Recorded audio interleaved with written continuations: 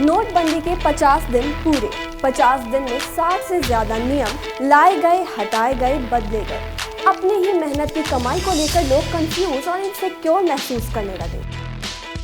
8 नवंबर को पीएम मोदी का ऐलान देश से काले धन, करप्शन और फेक करेंसी को निकाल बाहर करने के लिए था।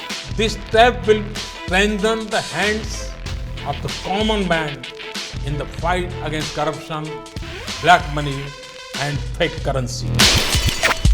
बैंकों के बाहर लंबी लाइन, लोगों का गुस्सा, कैश क्रंच। सरकार ने कहा भले ही ये कष्टदायक है, लेकिन इंडिया को कैशलेस डिजिटल इकोनॉमी बनाने के लिए ये जरूरी कदम है।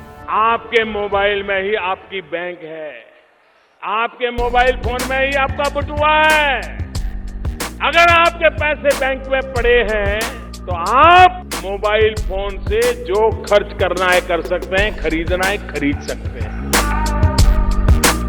करप्शन से कैशलेस, पूरा का पूरा मुद्दा करप्शन से बदलकर कैशलेस पर आ गया। पीएम ने सभी से अपील की कि पुराने नोटों को बैंकों में डिपॉजिट कराएं। डिपॉजिट पर कोई लिमिट नहीं रखी गई। Persons holding old notes of 500 or 1000 rupees can deposit these notes in their bank or post office without any limit. वित्त मंत्री अरुण जेटली ने भी कहा कि बैंकों में भीड़ न लगाएं, क्योंकि 30 दिसंबर तक कैश डिपॉजिट करने का समय है।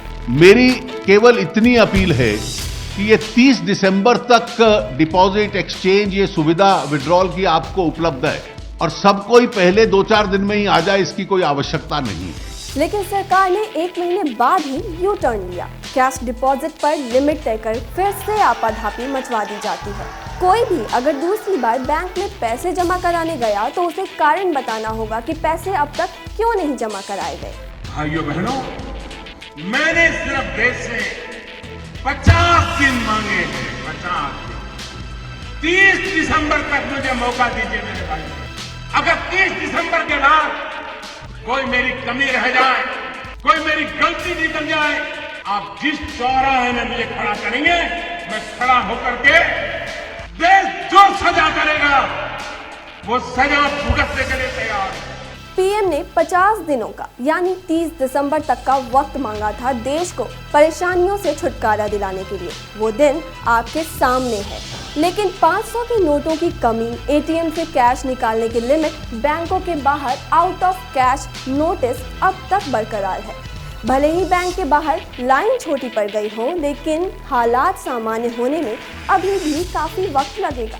मैं देश के सभी जनधन अकाउंट वाले गरीबों को कहना चाहता हूं, जिसने भी आपको पैसा दिया है, जिसका भी पैसा अपने बैंक में रखा है, वो उठाइए मत।